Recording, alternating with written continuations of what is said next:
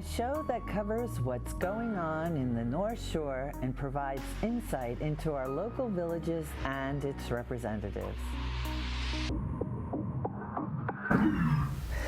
Hello, and welcome to another edition of From the Source. I'm your host, Elizabeth Johnson. Today is Community Media Day, and I have the special privilege of having a roundtable discussion with several distinguished members of the local media who cover our communities. My distinguished panel includes Dave Gilderubio, editor and journalist from Anton Community Newspapers, Stephen Blank, publisher of Blank Slate Media, and Rebecca Farina Levine, media specialist for North Hempstead Television. Coverage of local events and stories has usually been covered by local community newspapers and television, but there has been a shift in how people receive their community news. Our distinguished panel has been reporting the news for over a decade and is here to speak on the changing environment of the media and local coverage. Thank you all for joining me today. Thank you. Thank you. So, as media specialists, what do you see as the biggest change in reporting the local news? Stephen? Well, obviously, technology has the rise of the internet. I think has become probably the biggest factor. In some respects, it adds challenges. In some cases, it's actually offers opportunities. We are now web first. We're a weekly newspaper, but we can provide up-to-the-minute coverage by posting on our website and then getting feedback with that. We also have access to vastly more information. Our reporters now, you can now you can Google now for information on a particular story. We also have access on our website where we have a library of everything that we've done. So any reporter can go on the internet and get that information. We also have, the public has a lot more access to send us information so that people now can submit that local community news that used to be difficult to obtain and expensive to process to put in the newspaper. Now everybody has a camera. Everybody's a photographer. Mm-hmm. They can take pictures of their community events, and they can email us their information. We actually have a place where a submission form where people can take it. It'll go to our website, and then it'll go into our paper. So it's become much more interactive, and there's much more. We actually have a reservoir of information that we didn't have before. The downside is the challenge economically that businesses had with newspaper businesses, where some of the business that provided a lot of income, such as classified advertising, has a lot more competition. So the revenue is less for the newspaper, but I think the access for the reporters and editors is a lot more. Rebecca? Well, I think we were just talking about this at North Hempstead TV the other day. People have kind of lost faith in national news a lot of times. Right. So that's why I think it's so important that we have community news, because there are individual stories that otherwise wouldn't even get told. Even our local, like News 12, maybe will not be able to cover everything. So going into these individual communities is so important. And obviously the technological aspect has changed. Me coming from a public access, government access, education access background, not everybody is watching cable anymore. Not everybody is invested that way. They're on their phones, they're on the web. And I think that's a challenge at times, but it's also a great opportunity, because now there's this opportunity to widen the audience. Right. Dave? No, technology definitely has been a major game changer in all this, particularly what Stephen was talking about regarding access for the community and things like that. But at the same time, I think it is a double-edged sword. It is wonderful that you have more of a connection with your readership, because someone can hop on their phone, on their computer, or whatever, send you a photo, send you a tip. but I think it also makes it more incumbent on media to vet more thoroughly. Exactly. You can't just automatically say, well, because it was on Facebook or if it's on the web, it must Right. be true. Right. No, you have to kind of almost double down, and it makes it difficult in this landscape, especially when you're talking about financially with companies. No one has really figured out how to monetize the web, and that's cutting into a lot of media companies' bottom line, especially smaller ones that are Right. running tight margins to begin with. Yeah, definitely true. So we kind of realize that we get our ideas, from a number of places. What sources do you use to verify these things? That's, I think, a critical component of making sure that the news is accurate and not fake news, as our president likes to call it. Well, I think that really hasn't changed a lot, although you do have access, again, online you do have access to more information, more data, more government websites, so if you want to look at it. But I think the basics of what we do, particularly locally, newspapers, there was Ben Bradley was the managing editor of the Washington Post at the time of Watergate, and he's famous for saying, we don't print the truth, we print what people say. And there's a large element there. If our obligation is really to present the different sides of the argument. So if one elected official says one thing about something, you go to the other elected official who he's competing with.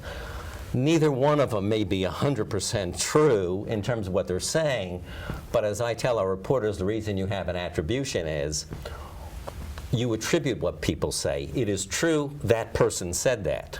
Right. We don't know if it's actually true, so that's Or why accurate. that's a matter of protocol for a newspaper. Is you let the reader decide that you have this elected official saying this and this elected official saying that. Ultimately, determining the truth can be a more complicated thing, but that's where the obligation is. It always was that, and it still is to present the different sides of the argument, and as long as you're presenting all the sides, then I think you're being fair. Well, as a videographer and an editor, a lot of times I'll film things and people will be very opinionated and they'll say things that I won't necessarily be sure if what they're saying is true.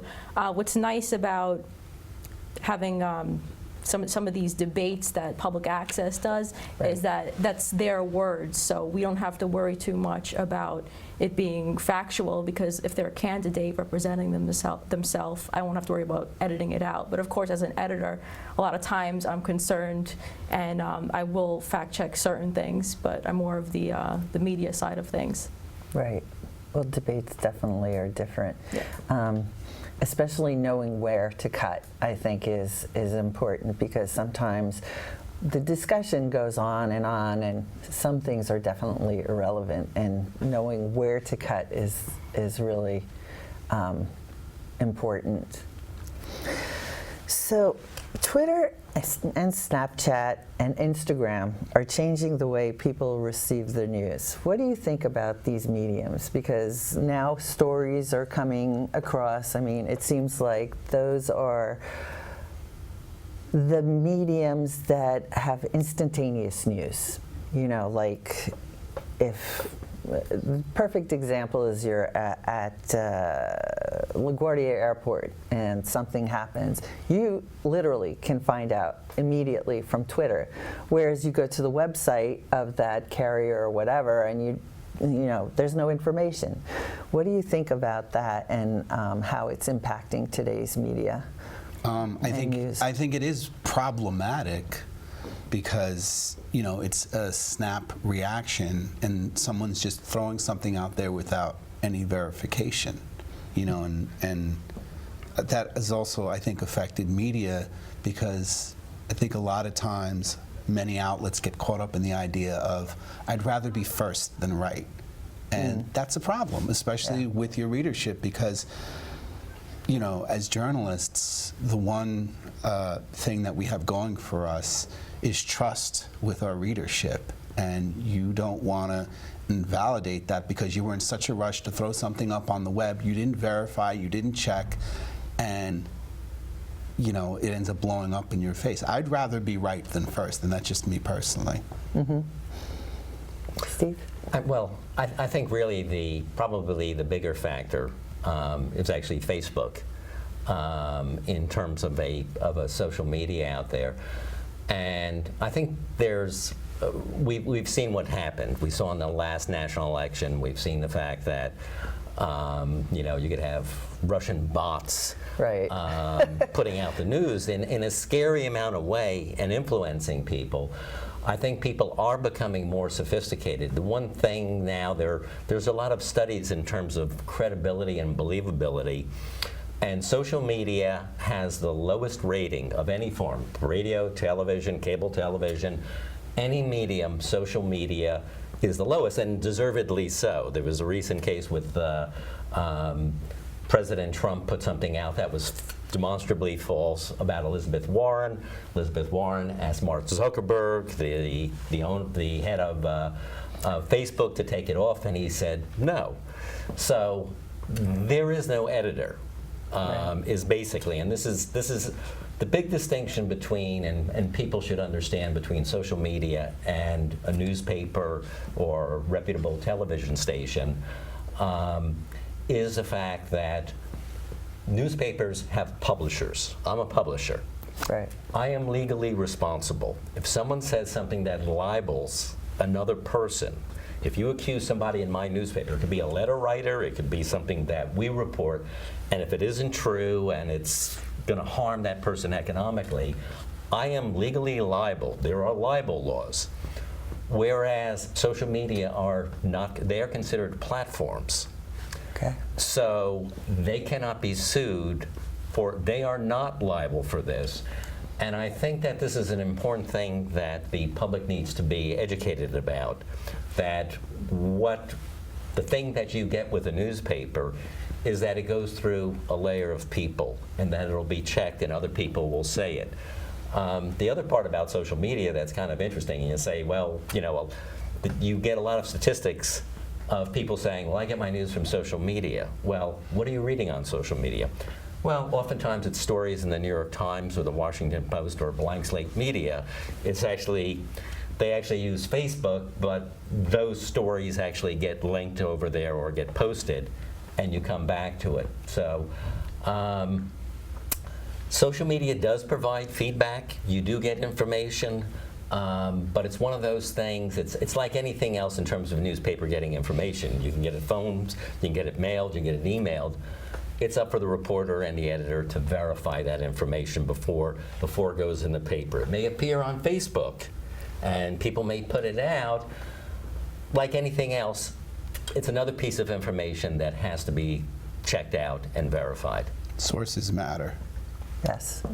Sources matter. So, with the streamlining of most publishing companies, and whereas when I first came into write as an editor, I didn't write at all.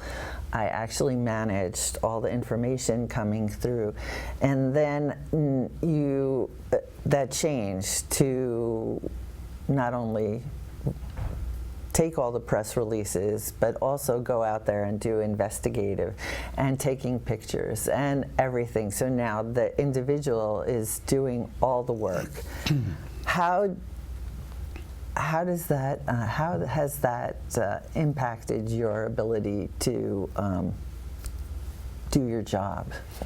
You have to do more. You just have to do more. You have to go out. You have to report, which is what this job should be anyway, but it's almost like you're doubling down when you have less resources to do it. And also, when you're forced to do it like that, I think it makes for a better product anyway, because that's how you make connections with your community, by not just staying chained to your keyboard at work, but actually going in, having face-to-face or even phone conversations or what have you with people, and making that connection and developing that relationship with your readership.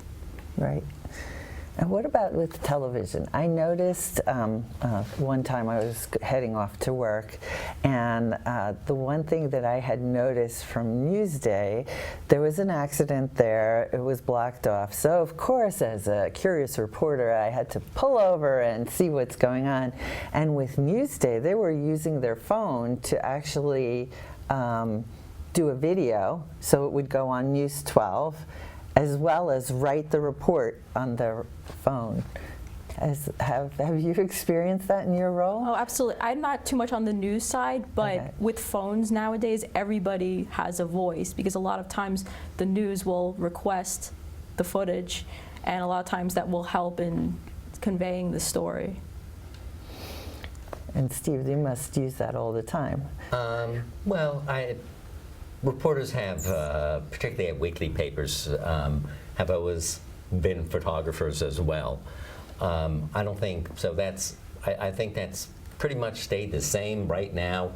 Many reporters, unless there's a staff photographer, and there are fewer of those, many more using a phone. I will say that we used to get 35 millimeter cameras, and right now the iPhones that they're making are actually better cameras. Right. Have better cameras than the have better cameras than the 35 millimeter that I used to purchase.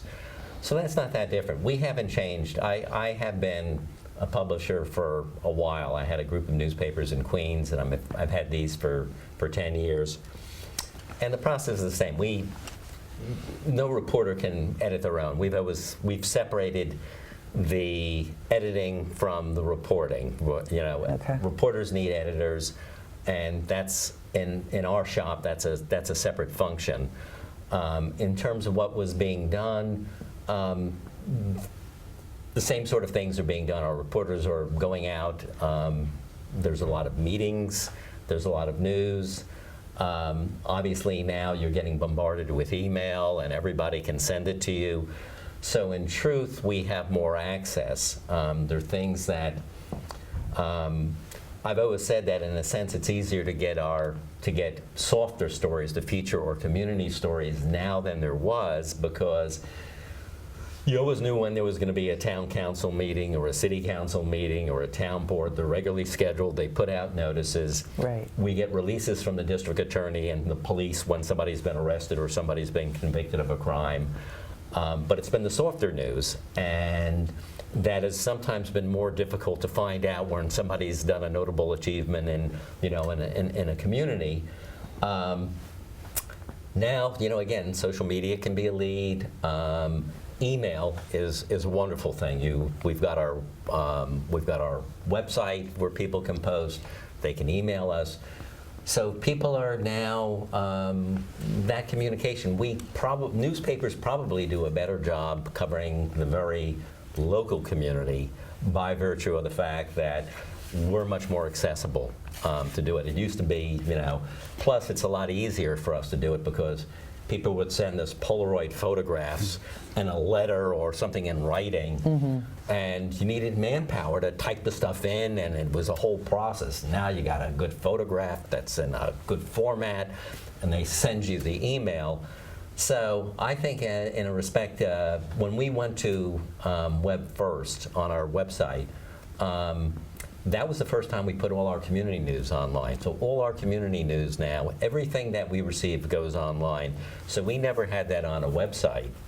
And that encourages people. So it's sort of a beneficial loop where people now see the stuff and say, oh, I now have access to the newspaper and I can send it to. So that part of it has been a real plus for us.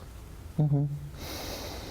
So one of the things that is going on, at least that I noticed on all newspapers, is that headlines are becoming more dramatic. Why do you think this is a trend? Goes back to social media, clickbait. You want to grab a short attention span and give people a reason to want to delve deeper, but you have to be careful with that because, it can be disingenuous in terms of you're trying to get that shock value, and then someone will dive into a story. I know I've done it. I'm sure many people have done it. And you start reading the story, and after about the first paragraph, you say to yourself, this is really not what this story is about in Right. relation to the headline that you read. So, Well, I'm going to push back. I think that really headline writing hasn't changed at all, and you're under sort of the same demands writing a headline as you are a news story, which is to be accurate and portray what's in the story. So now, if you look at tabloids, you'll see louder headlines where they're going to be more sensationalistic. You might not have the copyright there. The reason for that happens to be that newsstand sales. People are making their decision when they're walking by the newsstand in the city and they see a headline. But in our papers, it hasn't changed at all. And I think that if you look at somebody like the New York Times, their headlines are not being sensationalistic. Where you're more going to do that, I think, is online. Exactly. Where they're going to try to. And online is, and they're kind of like the tabloid because you're competing for viewers because things are just flashing before your eyes very quickly. So what am I going to grab? So if you look at I think websites are more guilty, particularly. definitely. Particularly non-newspaper websites will be more guilty. I mean, if you look at the Washington Post, website of the New York Times, their headlines are the same. Our headlines are the same in print or online. So I think it really is between media companies. It's more, are you a tabloid, whether it's in print or online, or are you a more traditional, serious newspaper, more mainstream newspaper? So I think that's where the distinction. I don't think it's changed. I think it's more on the website where there's so many people, there's so much competition out there, so many places, and that you're vying for. But for a newspaper, particularly ours, we have a large circulation of home delivery and on newsstands. So people are going to read the paper anything. You do want to bring them into the paper with a good headline, and you like it to be sharp and you like it to be interesting, but you don't want to misrepresent. Right, and that's an art, having to, learning how to write a really good, catchy headline that's not sensationalistic. Right. It truly is. And do you find the same that goes on with television? I see this happening a lot on YouTube, where there are a lot of clickbait titles and videos, and the intention is just to get people to click it, and it's not necessarily doing what the title is saying that it's going to do. It's not necessarily answering that question. Right. So myself as a creator, I try to always stay true to that the person is getting what they're searching for. Especially from the government station, we highlight them the correct way, and I think the focus should be on creating good content and then delivering it in the proper way, giving it the proper headline. Right. Well, before, journalists used to live in the neighborhood they reported on, and now we noticed that most of the reporters are recent college graduates, and they're not familiar with the area. How do you get them up to speed quickly? Go and do. You go, you put your face in the community, you go to those Board of Trustees meetings, those Board of Ed meetings, you go meet people, you interact, and you write those stories. I mean, I don't think that's really changed all that much, whether you lived in a community or not. I mean, Jimmy Breslin was a perfect example of that. He was great because he went out and just did what he needed to do. And there was a recent documentary about him and Pete Hamill that ran on HBO, and he was saying that the difference between, it wasn't even him, there were a couple of other talking heads that said something about the new breed of journalists coming out of J school. They don't do what Breslin and Hamill did, which was go out and on a certain level cover a beat. I mean, that's the idea of community newspapers, is that's your community, that is your beat. Get to know it, whether you grew up there or not. Yeah, and reporters have always been trained. I mean, it's, I started my career as a reporter, and daily newspapers are kind of like baseball players, minor leagues. You start off at single A and you go to double A and you move to cities, and so one of the things, and people change beats, so you're kind of taught to learn things quickly and immerse yourself. and in truth, people can live here for. I speak to people all the time. They've lived here their entire lives, and I said, "Did you know that Great Neck has 9 villages?" And they go, "No, I never knew that." And it's because Right. they don't focus on it in their everyday lives. They're not paid to do it. So we are paid to do it, and there are 2 things that benefit you. Number one, again, I go back to, we now have a library on our website where you can go back to everything that we've written for the past 10 years.